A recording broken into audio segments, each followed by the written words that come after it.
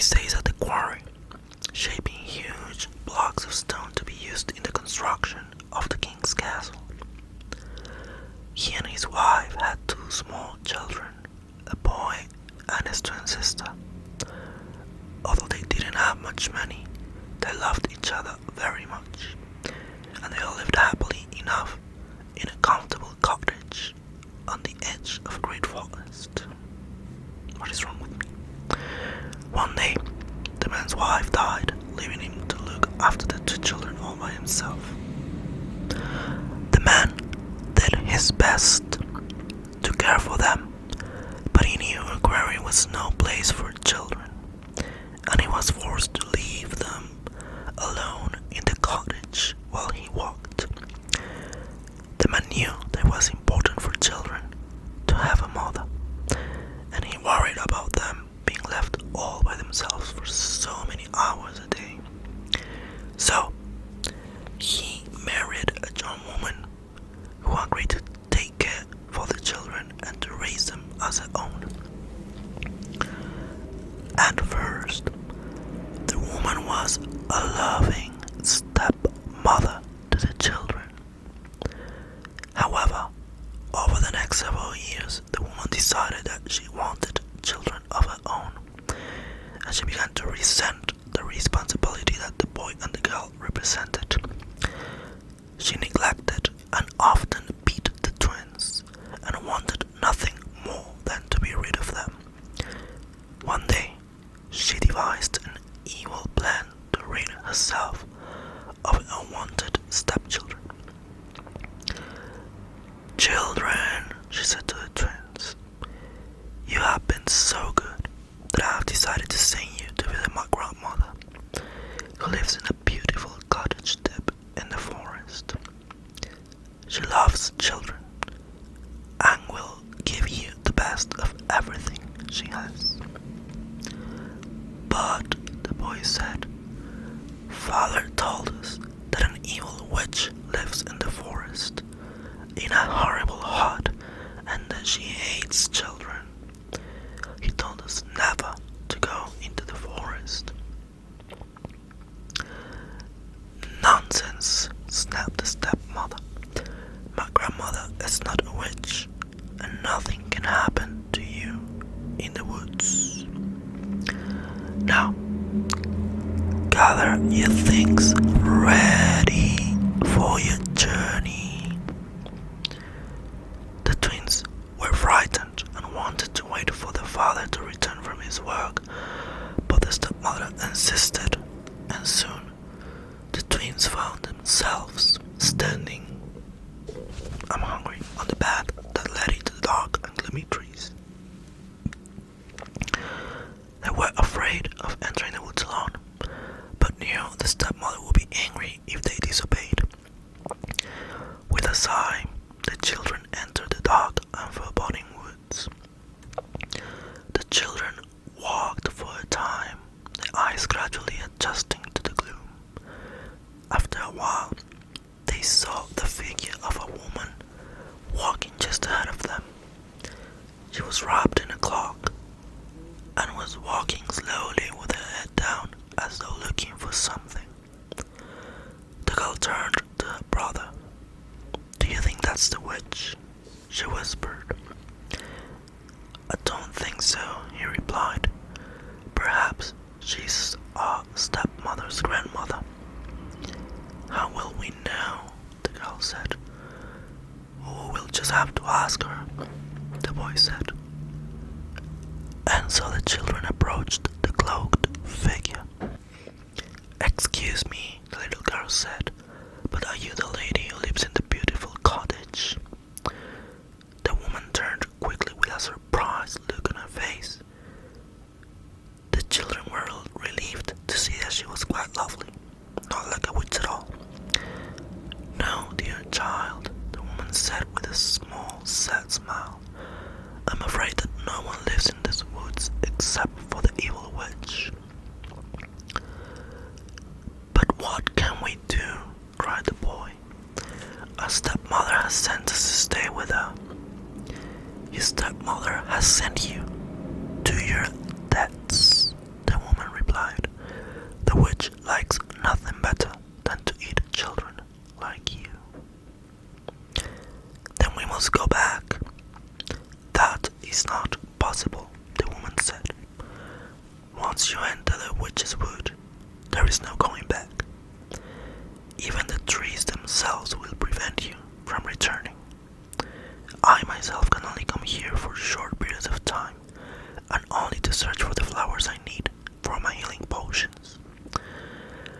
Please help us, the little girl cried. Take us with you and protect us from the witch. Alas, I cannot, the woman said. The witch is far more powerful than I. My magic can only be used to heal the sick, and is no match for the evil spells of the witch. But in my own small way, I will try to offer what assistance I can. Remember, children, evil often seems strong, far stronger than we can hope to resist. But remember, too, that kindness and virtue have always been more powerful forces than hatred and cruelty. Your goodness is your only defense against the witch's malice. So listen carefully to what I have to tell you. Be kind and civil to everyone you meet. Never say a harsh word to anyone, and share what you have with those who have less. If you can do that, then help may come when you least expect it.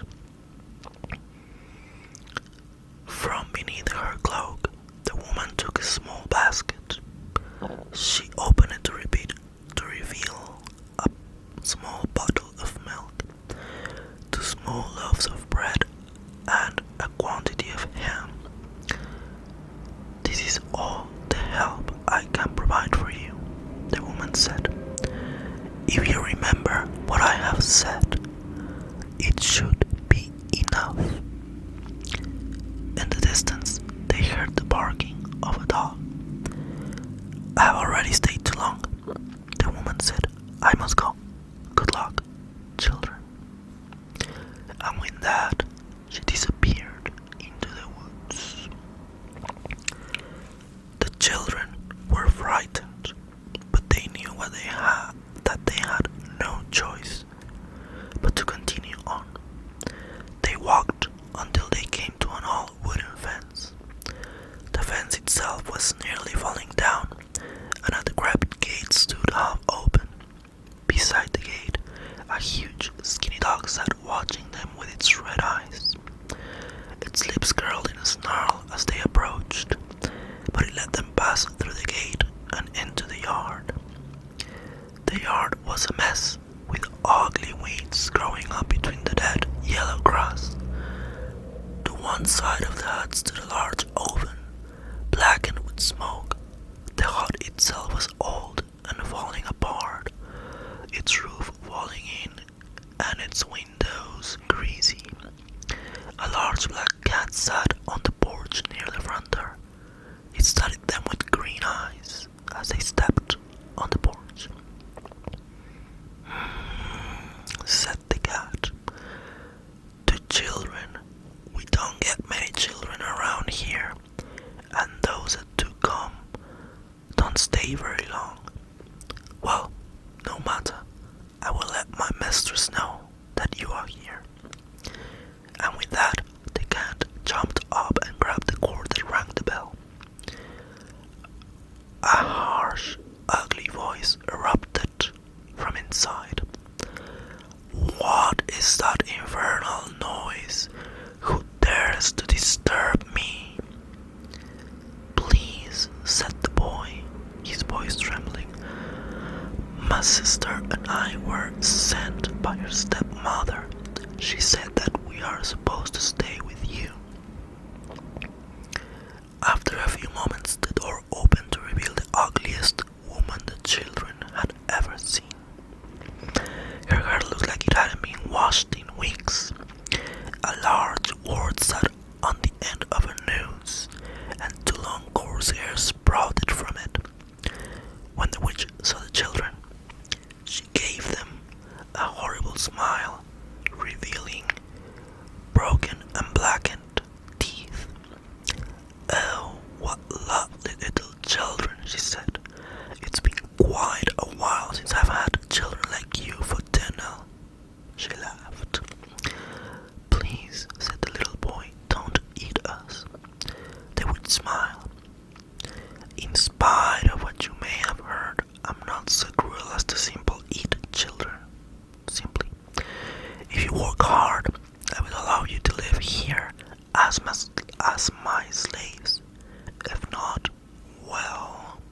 gestured towards the oven. It was then that the children noticed the small bones that lay scattered all around the oven. Those bones once belonged to children who didn't work hard enough, the witch said with an evil grin. See that the same thing doesn't happen to you. What are we to do? The girl asked. You will spin yarn, the witch said. There is a spinning wheel in my head.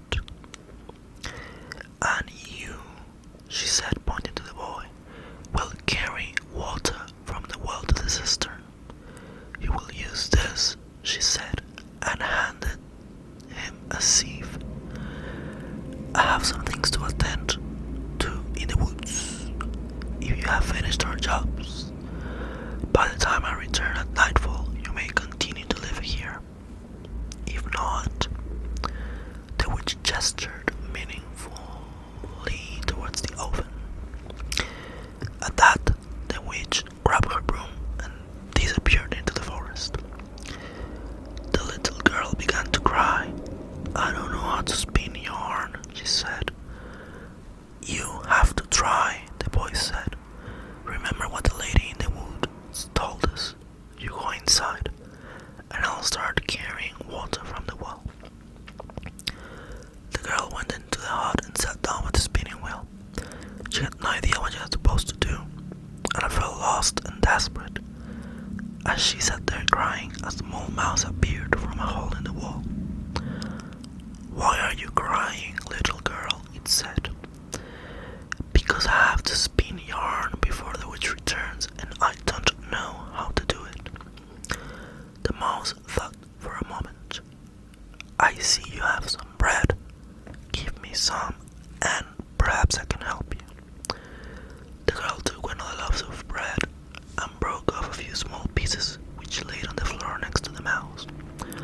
Almost immediately, she heard a pattering of hundreds of tiny feet, and from every hole in the hut a mouse emerged to eat some of the bread. The little girl dropped more and more of the bread until the entire loaf was gone. Thank you, the mice said. Because you have been so generous, we will help you spin the yarn.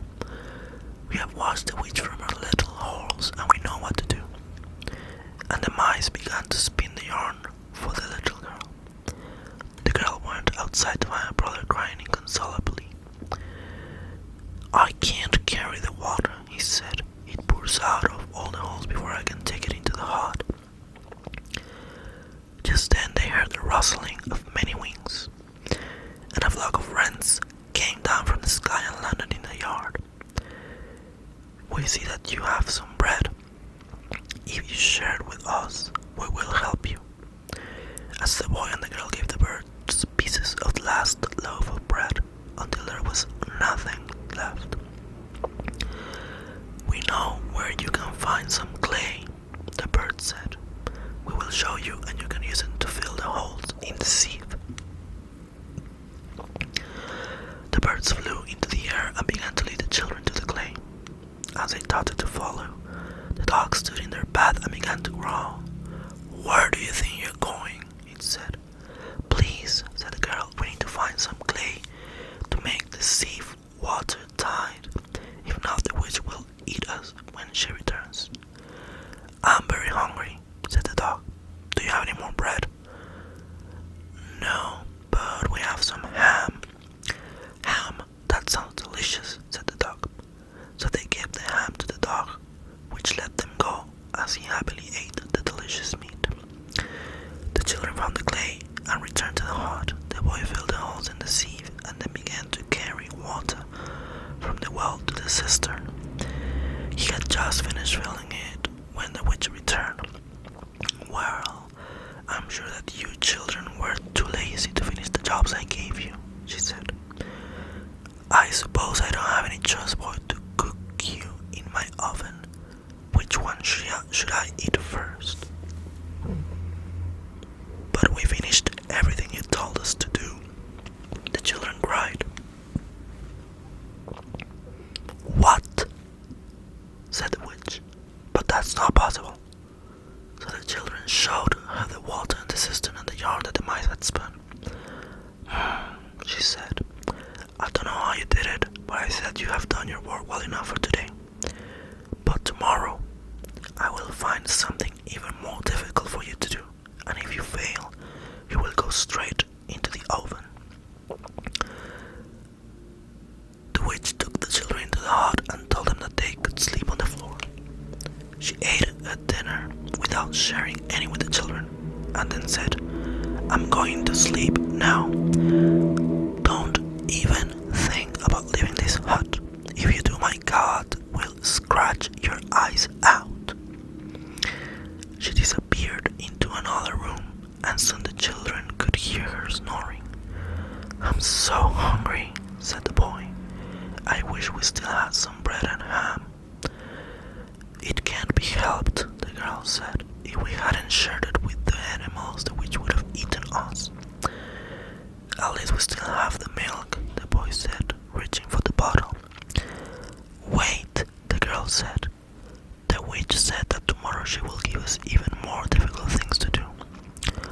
We were lucky today, but we may not be so lucky tomorrow. We have to escape from here. But how? At that moment, the children noticed the witch's cat watching them from the doorway of the hut.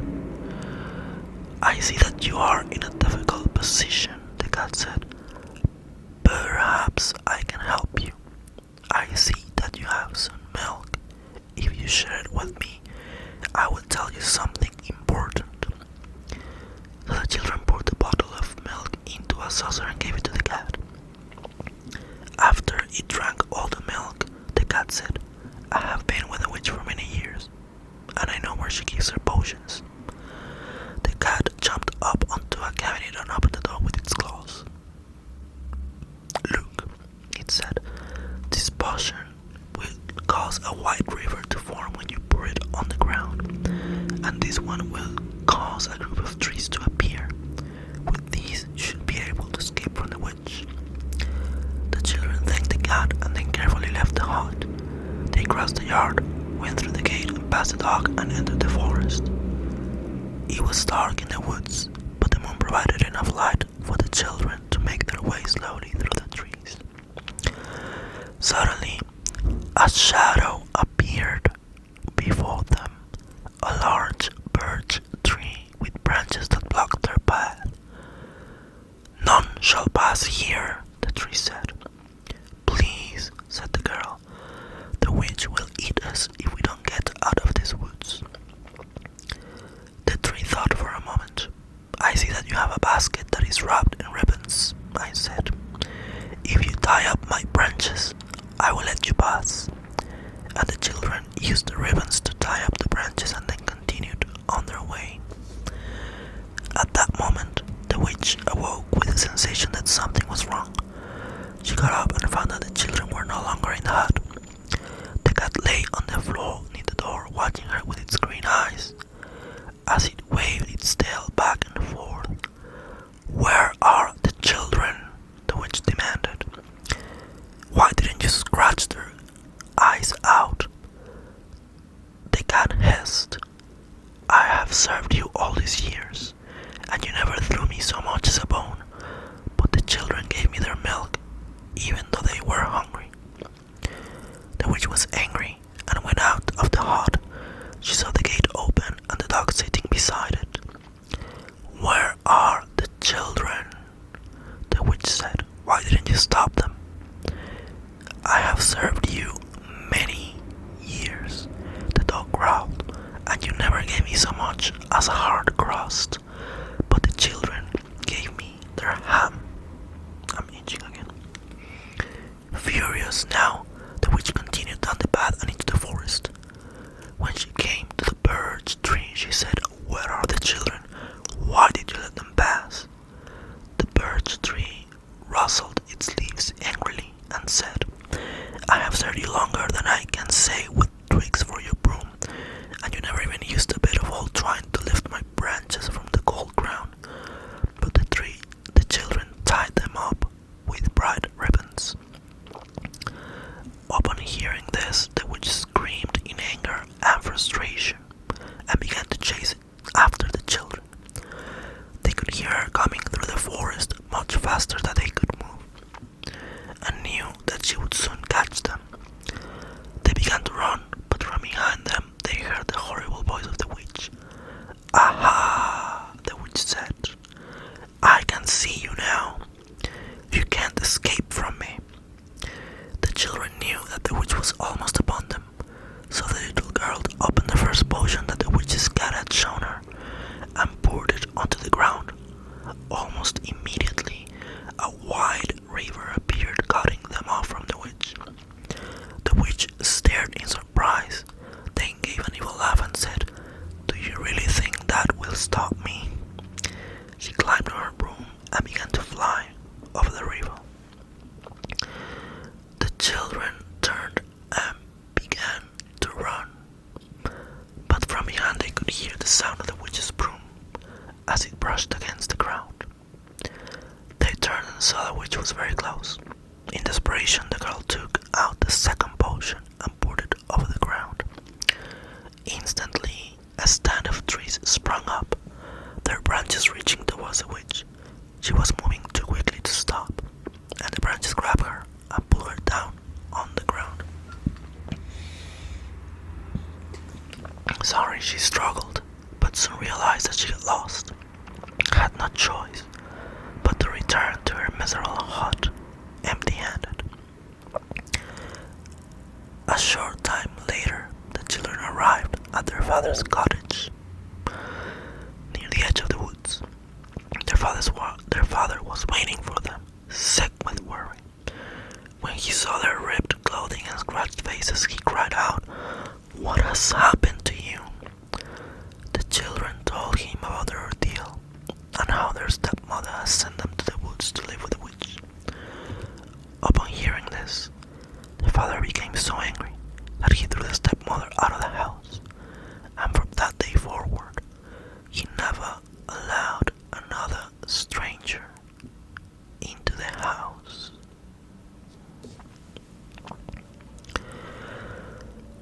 Okay, so that is the end of the story. I hope you liked it. And, well, I will see you on the next video.